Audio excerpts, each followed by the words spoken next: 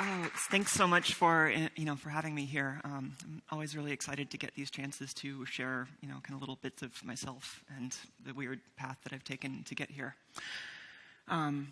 So I've had kind of a past that this is my first time at FITC, and I didn't honestly really know what to expect, but I get the sense that there's this kind of kindred spirit that I have with a lot of you in terms of this creative drive and really just wanting to do whatever I can to put new things out there in the world. But I also come from this world that's very much kind of about things that are kind of tangible and concrete, engineering. And I get the sense that that isn't as much of a common path here. So it's been something that I try to approach it in a way that helps me kind of build connections, to build bridges between kind of where I am and where I want to be, but also between different parts of myself.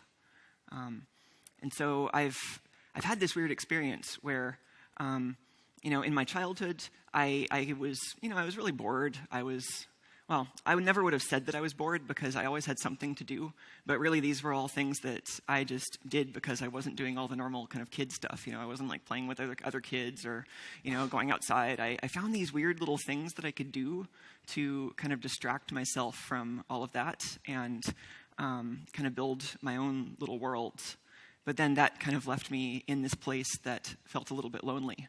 And now I have to find out how to get from there to places where other people are, or how to bring other people to where I am.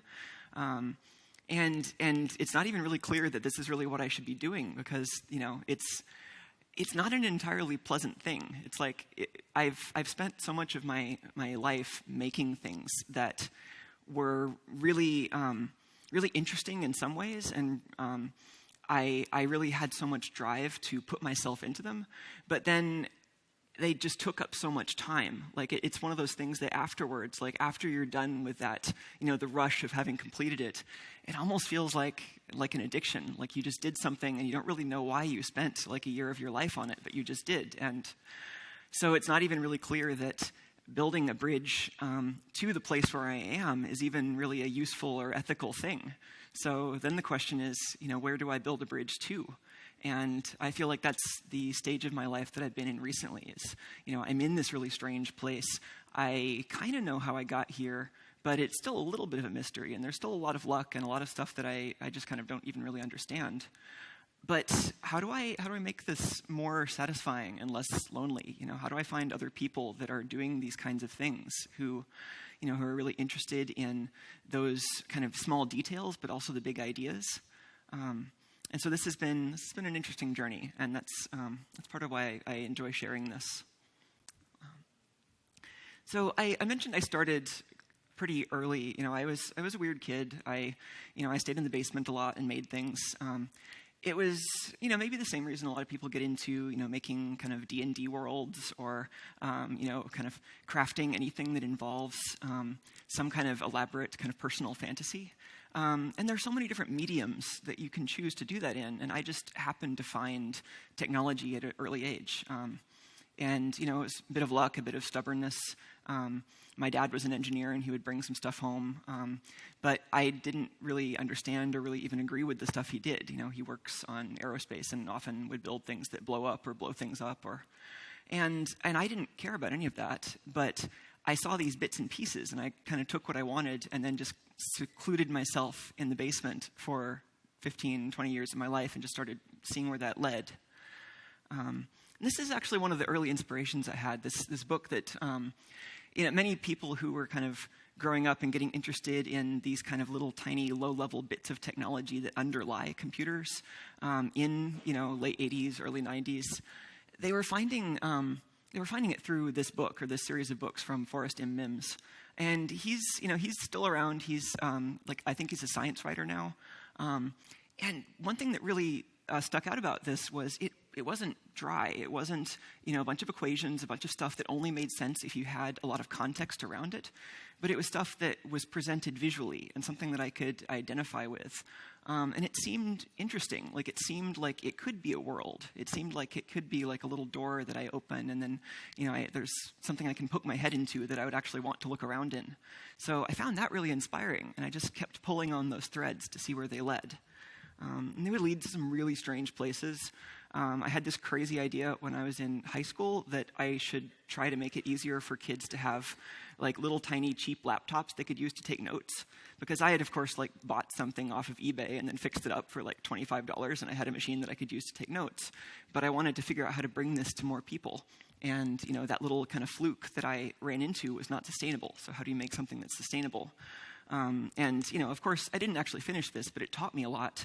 And I figured out how you build a computer from these like very rudimentary pieces, how you take, processors and memory and, just assemble them into something that you can then write software for.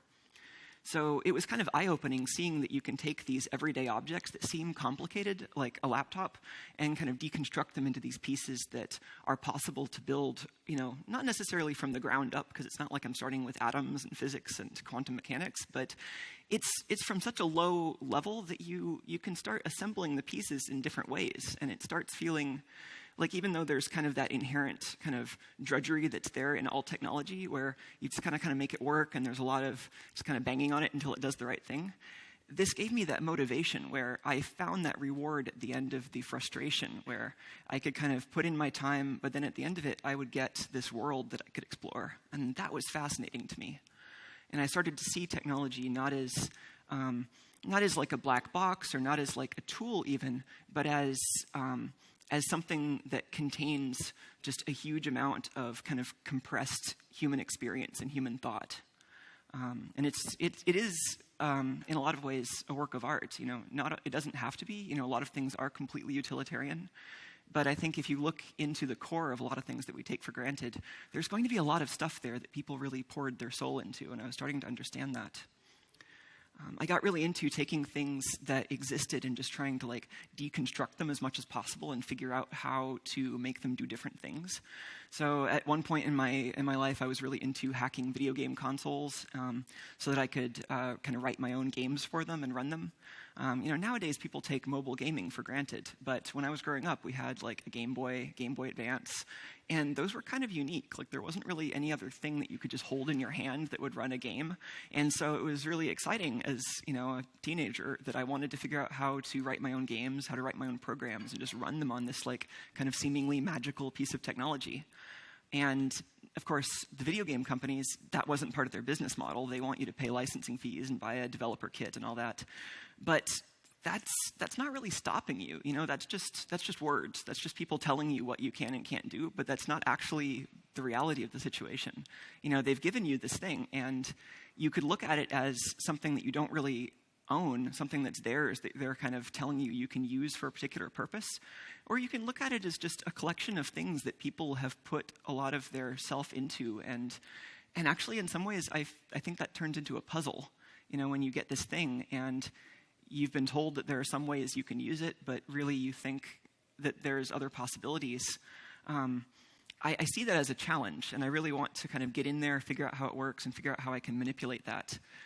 So this was a really big part of my experience in terms of both understanding the technology at a really deep level, so that I can. This was a piece of hardware that I built to kind of get in between the CPU and the memory on a Nintendo DS, so that I could capture everything that the CPU was kind of reading or writing into memory, and get a really detailed sense of kind of how it would boot, how the software would run, and find all these opportunities to kind of stick a little wedge in there so I can, kind of stick my head in that door and look around.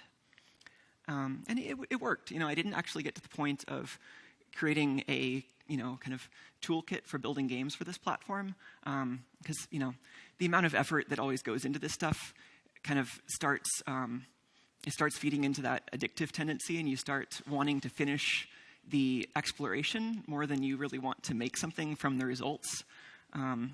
So I would get stuck in that trap a lot, and I spent a lot of time just exploring the system without even really necessarily wondering how long it would take me to make something that other people could use, because I was just so interested in that world.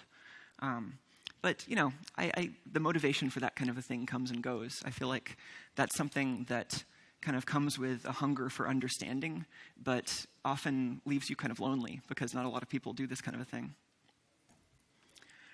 So after, you know, I went to school. I don't think I really got that much out of it, because I was really good at ignoring classes and doing my own projects.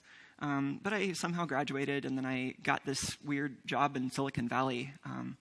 I had kind of an online community. I didn't really have friends in person, but I would meet other kind of hackers online and talk over IRC, which was kind of like, you know, old school instant messaging for large groups. But it was totally anonymous, and you could just show up on this server and just start working on stuff together, and didn't matter what country you were in. And that was really novel at the time.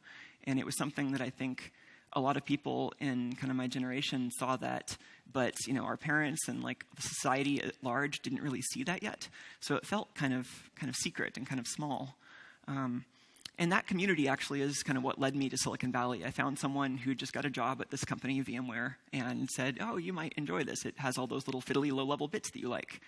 And I got a lot out of it for a while. You know, it definitely satisfied my kind of engineer's urge to just keep tinkering and tinkering. And I heard this quote recently, and I completely forget who it was by, but somebody was talking about technology or maybe engineering as kind of a Stockholm syndrome.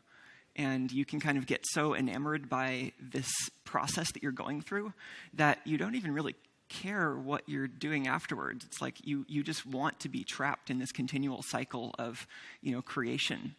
And, you know, in the engineering context, that's often kind of looked down upon. It's like, oh, you're just kind of building these sandcastles, and there's no reason for it to be that complicated. And if you do that, it just means that you've created this big complex maintenance problem for someone else, and this kind of thing is very discouraged. I think VMware was kind of a unique place to work, because these kinds of just completely crazy designs that were ridiculously complex were kind of necessary to do the stuff that we were doing. But it still felt really, it felt like this kind of software that I was doing at VMware. I don't think it was actually a good idea. Like it scratched a lot of people's itch. Like it was that thing that a lot of people in my position who were really just hungry for something really deep and technical to sink their teeth into, we could just tear this thing apart and just make something that no one else had made. But because it was just so much about that, you know, that kind of addiction to the technology itself, it became a really kind of dissatisfying and even hostile place to work. And I felt like so much of this stuff that I was choosing to be really invested in, it was just turning into kind of turf wars and, you know, people yelling at each other in the hallway, and just nothing that I actually wanted. And even more worrying to me was just this idea that so many people were making this their passion, but it wasn't a framework that was set up to give people kind of a passionate reward for their effort. So I almost felt like this was one of my favorite things I did there, is I kind of snuck some art into this kind of weird commercial world by planting an Easter egg in there. And then I eventually got the opportunity to have a nested Easter egg where I made a change so that if you typed pride in there, it would turn rainbow. And that was kind of satisfying. It's like, okay, I can have this sense of direct communication with people that are using my work, and it doesn't have to be completely utilitarian. But now it's like, okay, once I've got a taste of that, I really need to do more of that. So, I made a bunch of big life changes and moved from Silicon Valley to San Francisco and quit the big stable corporate job and joined a weird scrappy startup. And we were making this little video game platform that was based on these kind of tactile objects. And it was an interesting project. A lot of weird kind of UX challenges and a lot of interesting just like game design and just human challenges to solve in this. But then, it was that technology Stockholm syndrome again, where I found this opportunity to make it extremely complex and to make it need to be that complex. And so I took that opportunity. It was something where we had one product out there, and it was, it was all right, but people wanted it to be kind of self-contained and not require a laptop, and be smaller and cheaper, and use a single, double, or triple A battery and run all day. So all these really weird requirements. And if I had been thinking completely rationally, in the sense that if I'm taking a job because of normal kind of employment reasons where I want to make a product or like get paid, or most of the reasons that people would get into that situation, it would have been completely irrational. I put in so much more work than would be reasonable for any of the rewards that I got from this project. But it was something where I didn't really know how to scratch that itch any other way. Like, this let me take all of those ridiculously complicated things that I got so into, all the kind of virtual machine stuff and compiler stuff and operating systems and just building new things from scratch, and just put it all in one place. And I don't think it was really a good idea in some ways, because it produced this thing that fundamentally only I could have produced, I think, and it really burned me out. So I wouldn't do it again, but it was a really useful learning experience. And I think that process of feeling like kind of hitting bottom in terms of tech burnout, I worked on this thing for a year and a half, about a year and a half. And, I had these periods where I would work probably, 18 to 20 hours a day, and I stopped going into the office, and I would just work from home, and because I didn't want my coworkers to distract me, because they certainly weren't helping, and it just got into a really bad situation. And so I kind of hit this breaking point with that job, and I got to the, I did as much as I could, got to this point where I felt like I could quit without just dooming the product.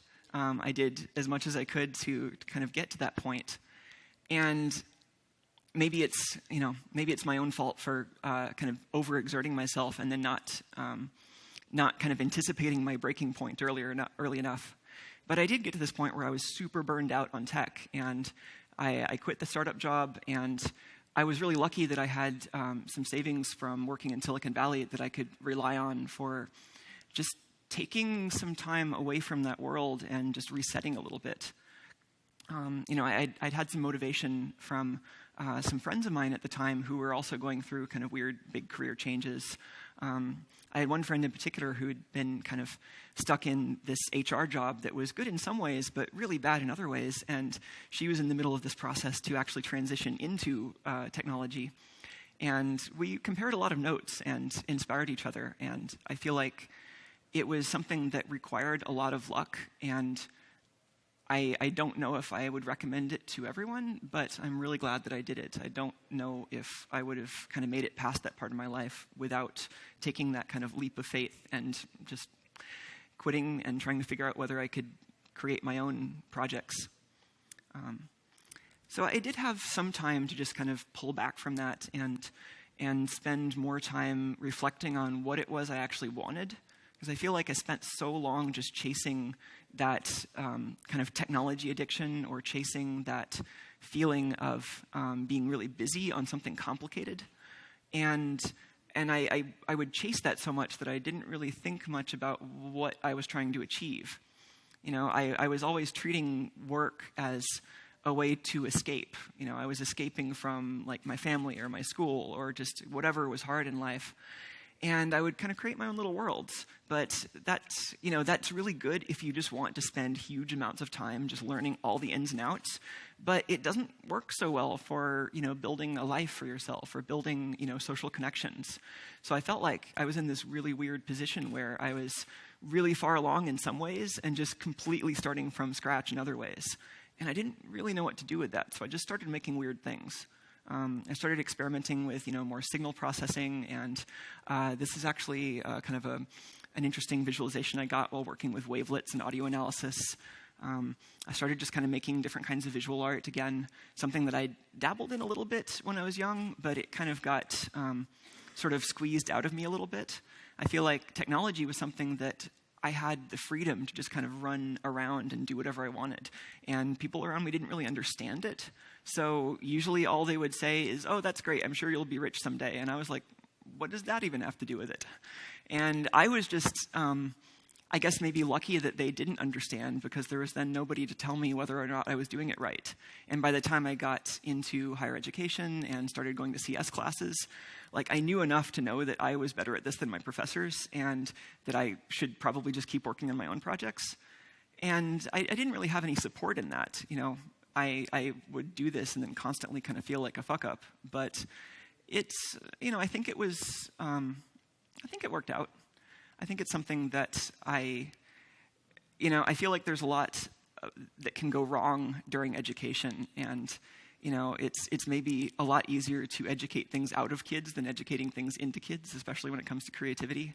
I started doing some stuff that was really weird, kind of weird geometric forms, and sketching things on napkins and photoshopping them, and I started keeping a sketchbook again and kind of making weird ink drawings, and kind of just exploring, what is it that I want to see and what can I express. I started making some really weird stuff.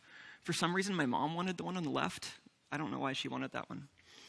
And then I started seeing things change. I started seeing, some patterns emerge. I started noticing, I like these dots. I started noticing that, I would just start shading using pointillism, because it felt very, in a way, binary.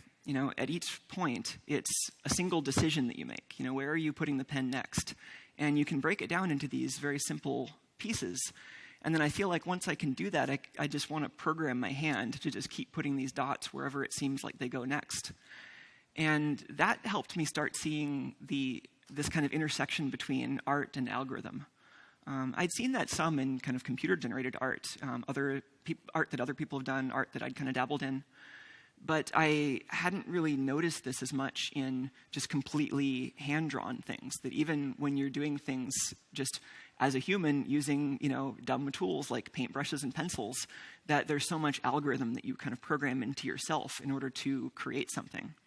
And I started really looking at that and seeing the artistic process as something a little bit more abstract. Like, for me, of course there are so many different ways of defining art, but it's like, in some ways, art is what I want to achieve. Art is a connection that I want to create with people. But in other ways, art is a process. And I feel like art is this thing that humans do when they keep changing something to make it a little bit more likable until they end up with something that they like. Not always, of course, but that's I think, one way to think of the artistic process is kind of a loop where you're making incremental changes. So I started to do some more of this, and I started to get really detailed with some of it. I started changing it up. This was something I did in collaboration with a friend of mine, Eden, and she has a very different style, but we would just, start doing 2 drawings and just swap every, 15 minutes or whenever we felt like it, and just starting to try to notice each other's patterns and thoughts and kind of finish them. And then that started really kind of triggering some interesting thoughts in terms of, well, how far could you extend this? If we've got this artistic process as kind of a feedback loop that you can extend between, one person and a canvas, or one person and a pencil, or 2 people and pencils and a single paper, how wide can you spread that loop? Could you put a computer in the loop? Could you put an entire society in the loop? And what would that look like? And that seemed to be one of those things where I started to see, this is one of those really powerful things that technology can bring to art. Is, if you think about art as just this thing that humans do with whatever tools are available, humans just always do this thing, then technology is, the word technology, it almost kind of grates on me, because it feels almost meaningless. Like, it's just kind of this way of demarcating how the progression of time keeps giving us more and more complex and advanced tools and techniques. And so we often talk about technology in this way that only seems to acknowledge the new technology, or the kind of expensive or shiny technology. And I like to kind of keep reminding myself that, pencils are technology. All of these things are just different ways that humans control their environment, and then take that artistic loop and kind of widen it to include these man-made objects. And so in those ways, I think of kind of this artistic process is kind of having a higher level kind of meta-artistic process. How do we then look at our own process and figure out how we could create new tools and then use those to generate new processes? And that's, in this world of like new media art, I feel like that's what we're doing. We're exploring how you would apply the artistic process to the artistic process to create new ways of making art. I find that really interesting. It's much more interesting than stuff like this. Like, I feel like most of what technology gets used for is something more like automated bureaucracy.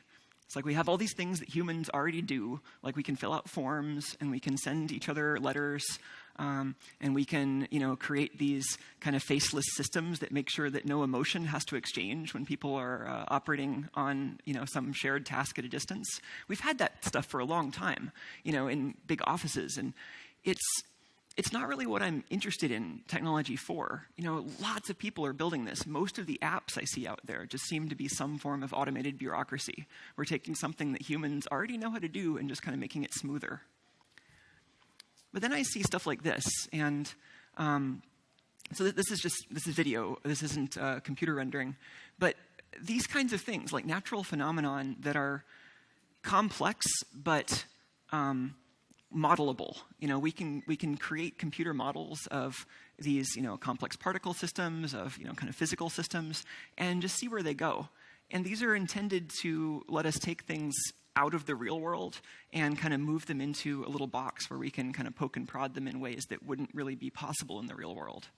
So I find this stuff super interesting. And of course, this is a big component of what people are using technology for right now in art. I also find this kind of stuff super interesting.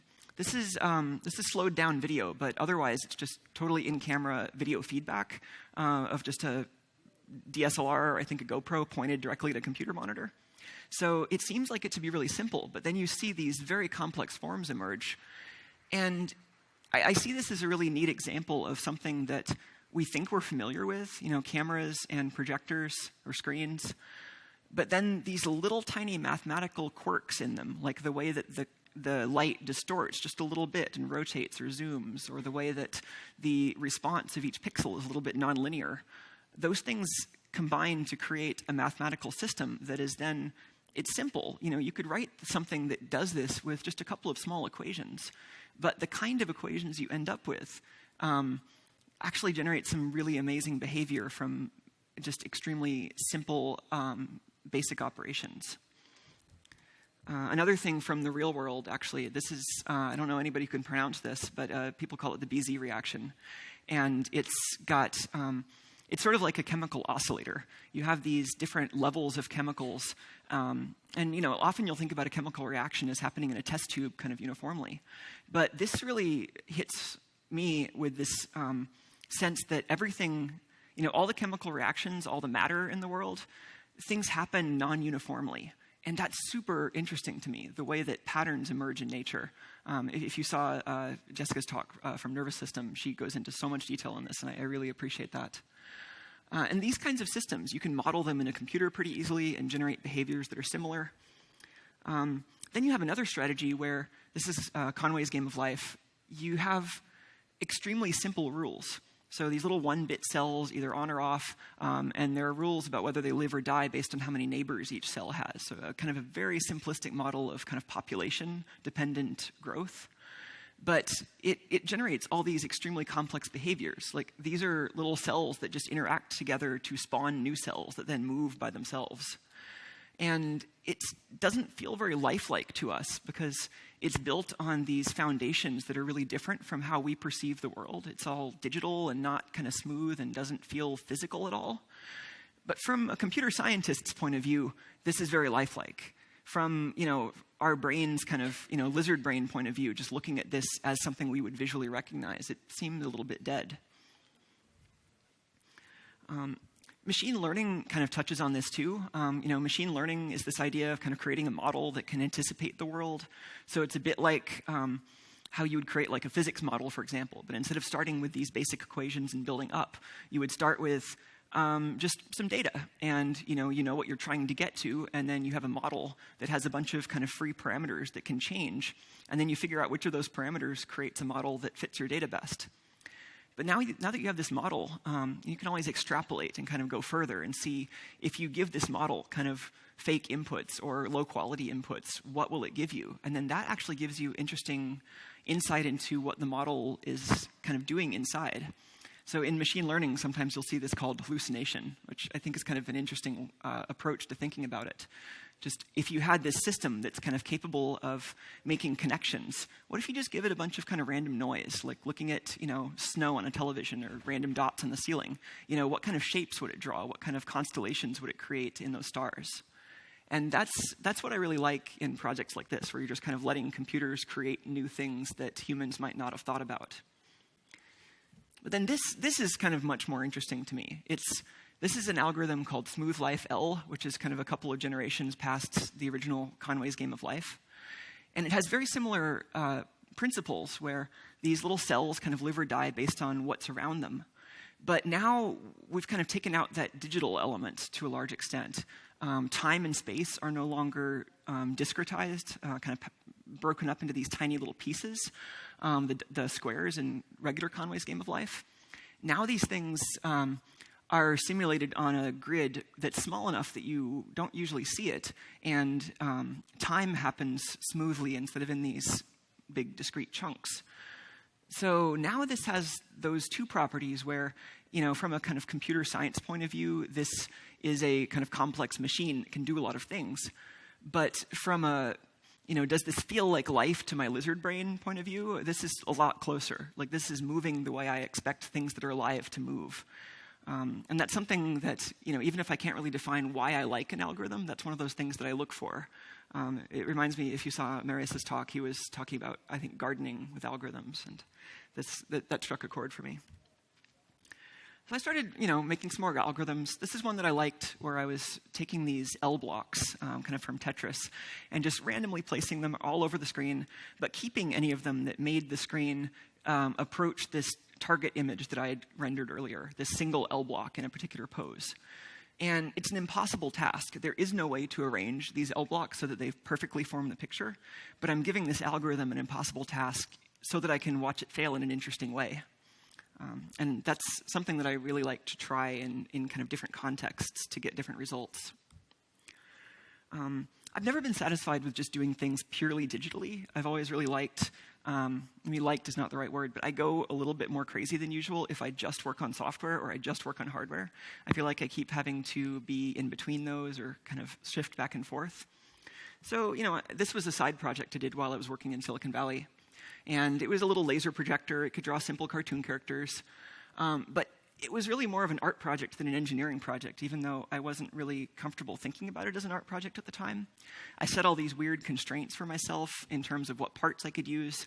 And it became this thing where I was kind of, it was that relationship with technology again. I'm kind of setting up this thing that's extremely weird and that normally no one would ever really try to do, but I'm just doing it because I expect that the results are going to be kind of contorted in an interesting way if I give myself these strange constraints.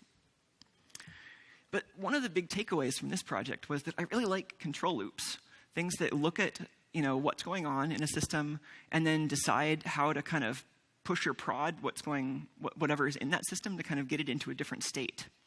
So here we have these mirrors that are just bouncing that laser light onto a particular point on the screen, and then the mirrors move really fast to trace around the whatever shape you're trying to draw. And there's two mirrors, one for X and one for Y. And to get these to point at a particular place, I have a magnet that I can use to kind of push it, give it a little bit of acceleration, but I don't just tell it to be at this place. I tell it to, apply this much torque in this way or that way. And I can see where it is. So then I can see, if it needs to go that way, I push it that way, and so on. And it seems really simple. It's like a spring, kind of you push it and it pushes back, or it's like driving and trying to stay in the middle of the road. And it's one of those things that once you start experimenting with these and noticing how they feel, you start to realize that this is one of those things that starts to make systems and algorithms start to feel lifelike. And it really made me want to experiment with feedback loops more. This was a feedback loop I had a lot of fun with. I really wanted to try something that, I was frustrated with my vibrator. It didn't work very well. It had these buttons that were annoying, and I I wanted to do something where I could experiment with different control loops, different ways of kind of closing that loop between, your mind and your body and whatever toys you're using. And so I ended up with this weird device that has kind of it's like a theremin. It has a sonar sensor. And, the device itself is pretty simple. But what I really liked about this was that it changes the feedback loop completely. And it really, having a human in the loop, not just having it be a system that's trying to, move a mirror into the right place, but having it really be personal, that's important to me. So I figured I would transition from sex to math. Nobody's going to actually read this, but this is one of the simplest equations that can generate this really chaotic behavior. So it just simulates kind of population dynamics in this very naive way. But then if you look at its behavior, there are these points where it reaches a steady state or it oscillates between a couple of steady states. But then after a certain point, if the population grows rapidly enough, then it's chaotic. It just seems like it has no pattern. But if you look in more detail, you can actually see this is rendered in a different way that shows kind of the proportion of values that hit each of those locations. Now you see all this underlying structure. This was a project I did really kind of early on. I found this set of equations along with my roommate in college, and we just wanted to make a program that visualized these. And this really was part of what helped me start thinking about chaos and thinking about complicated systems. I was also really interested in LEDs from a while ago. I built a lot of things that, didn't really have a lot of meaning behind them. But then after quitting, I started trying that again, and I created some things. This actually was both an experiment in the light and also an experiment in kind of those chaotic algorithms. This is just a bundle of particles that start out in a particular place with a little bit of randomness, and then they kind of diverge as these kind of gravitational points all pull them in different directions. I was interested in algorithms that felt lifelike in this way too. This was a project that actually really kind of introduced me to larger scale art.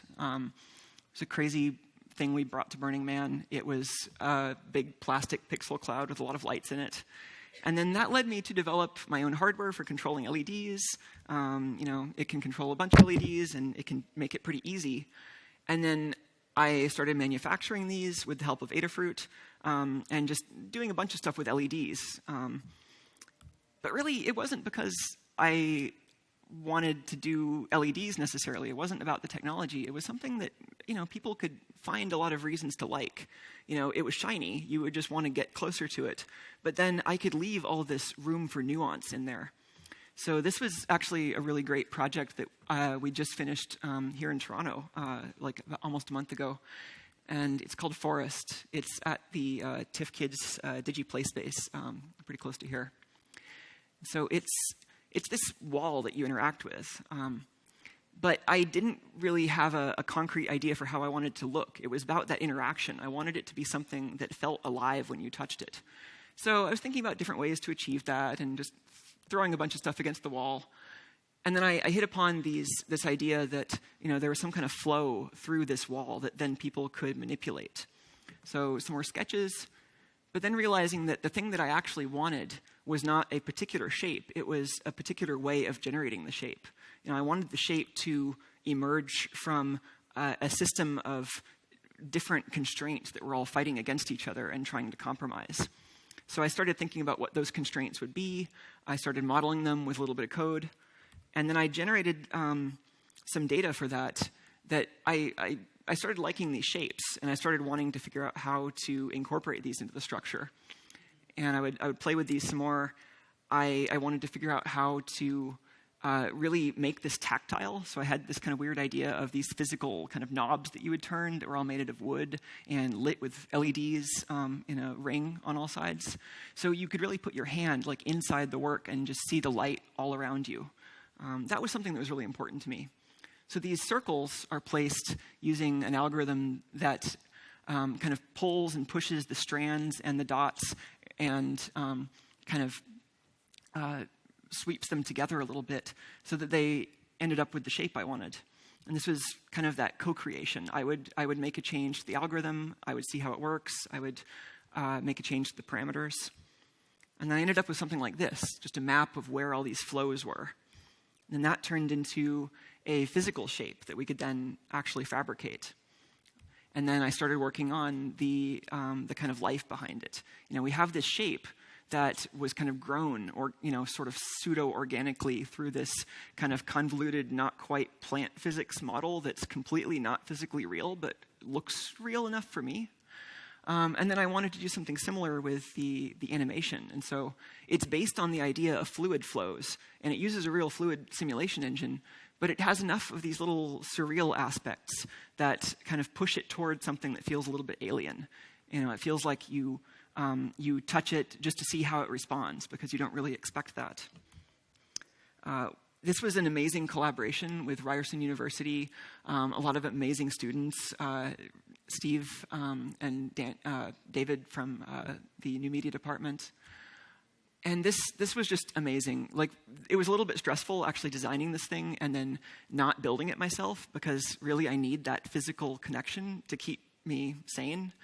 But this actually worked out really well. I came to Toronto, I saw just how enthusiastic everyone was about the project, and that was really the moment where it all came together. And this was my favorite part, just seeing the names of all the students on the wall itself, and just seeing this project come together as a collaboration. So, skip some of these details. I used a camera actually to map out where all the LEDs are, so that the light could come from a location that actually matches where the LEDs are placed, and I don't have to tell people, put the LEDs exactly in these locations.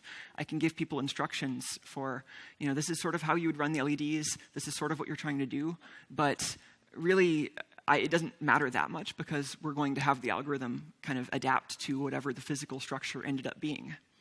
So then it gets kind of points for where all the LEDs are. I start building up layers of kind of the spinners that map to the physical dials on the device, kind of other objects that interact with the physics engine. And then I start kind of throwing some particles at it. And then this is what it ends up looking like. It's 16 by 8 feet. It kind of shimmers like fluid. When you turn each of these spinners, it's not just this kind of local effect that happens in that spinner. Like, you can zoom into it and just see that. But also when you make some motion, it kind of ripples out and affects the entire structure. So to me, this was something I felt really strongly about. I wanted to create something that feels like it kind of hits that lifelike kind of edge of chaos, but it does so on several different levels. So it's something that you can appreciate just as a pretty thing, or you can try to really kind of figure out how it works, or you can use it as kind of a game.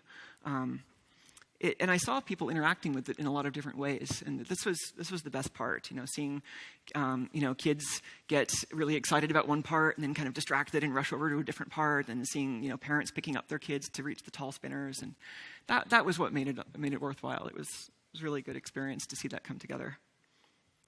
So I guess, really, this is my point. All of these things we do, the engineering, the science, the arts, they're fine, but really the thing that seems amazing about this time we're in is the boundaries between them. And these things are usually uncomfortable, but they're pretty interesting. So if you have opportunities to step outside your comfort zone and explore that kind of edge of where things are comfortable and make sense, then I highly recommend it. And so with that, I will leave you with a picture of my cute cat.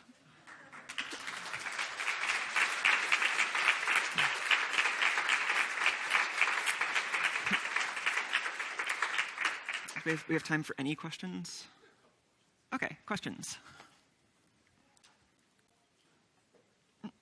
Apologies if I can't see you because the lights. I've noticed a lot of people mess around with hardware, and that'd be something I know I would personally really like. I just don't know where to start when it comes to hardware, where to get the materials. Yeah, this is becoming so much more accessible now that the maker movement is gaining so much traction. And actually, I mean, it's a little bit of a plug because I've collaborated with Adafruit, but I think what they're doing is really great. They sell parts, they make a lot of things that are really DIY friendly and designed for beginners to be able to get into. But really, the thing that I think Adafruit is amazing about is just documenting their work. They have an amazing website, blogs, videos, tutorials. So that stuff is all great. I feel like a lot of people get stuck on the confidence aspect of it, though, just worrying that they're going to break stuff. And that's just something you have to get past. You have to break things. You can't learn hardware without breaking things. So you just have to factor that into what you expect. And it's just, you don't have an undo. You can't just check everything into Git. But it's worth it because you can make physical things. Oh, I hate that question. The question was what's next. I mean, actually, there's a lot of things that are next. It's just I get stressed out because there are too many of them. But mostly, so I've been running workshops. I've got like a live-work studio in like near San Francisco in Emeryville, and I've been starting to do workshops locally after doing them kind of on the road a lot. And that's nice because it feels like I like teaching, and it's an opportunity to help people get over that initial hump. And then, if they want to go further, I can definitely go further too. And I've been working on some more art, getting my shop together, stressing out over commission, that kind of stuff. Any more questions? Am I not seeing people? Okay. Maybe that's it. All right, thanks everybody.